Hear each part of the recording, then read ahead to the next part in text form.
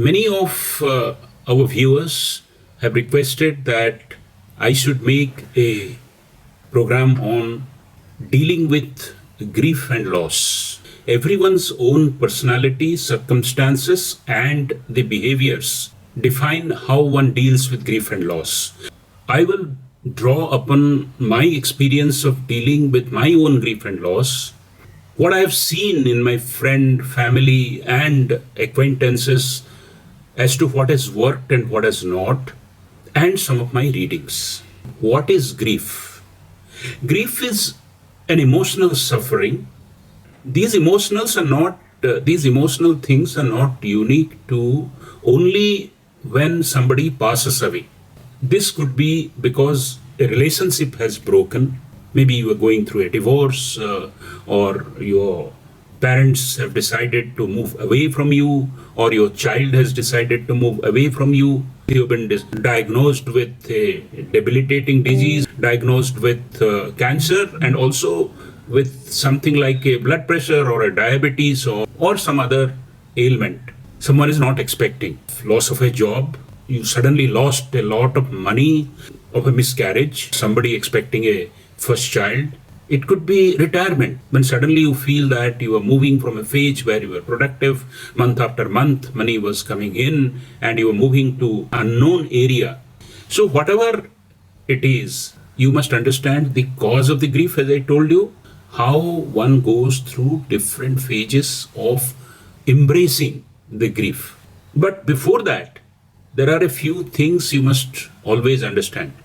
It is a myth to say that a grief will pass away if you just ignore it and carry on with your life. Science has time and again proven that showing some vulnerability, showing some authentic amount of sadness is always part of dealing with the grief. You must acknowledge your pain. You must also acknowledge that this grief could trigger different and unexpected emotions.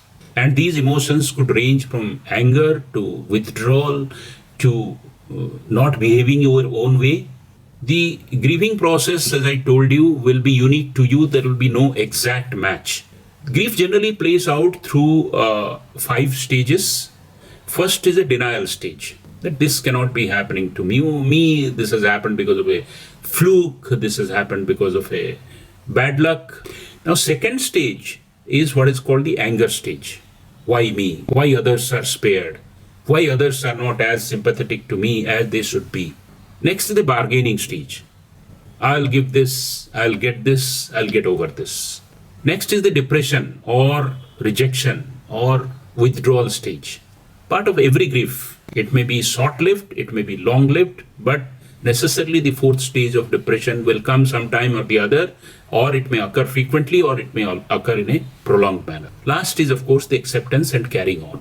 The quicker we move from the denial stage to the acceptance stage, better for any of us who is going through a grieving process. What are the symptoms of grief? The emotional symptoms include a shock or a disbelief. It could be sadness. It could be guilt, that I couldn't do this. If I could have done this shouldn't have happened. Next is fear. What will happen? When there is fear, when there is guilt, there is also an anger. Anger on yourself, anger on others. And when emotional stages are counted, we must not also lose count of the physical stages. A fatigue, nausea, lowered immunity. One of our seniors who unjustly accused of a wrongdoing, suddenly his immune system went down and he started suffering from a number of diseases which no one would have imagined. Suddenly you develop muscular pain, joint pain, neck pain because of grief. What commonly is experienced is sleeplessness or insomnia. Dealing has 2 parts, the philosophical part of it and the active part of it. Philosophical part comes when you are well read, when you listen to the philosophy of life being transient, that things happen, that grief and happiness are 2 sides of the same coin. But there are some positive ways also. So in times of grief, the best way to move forward is to start being more close to family and friends, getting together with them face to face, not just speaking on the mobile phone, which generally happens, and accepting the assistance that is offered. Because the combined wisdom of many people working together to help you is likely to work much better than you alone trying to figure out how to do it.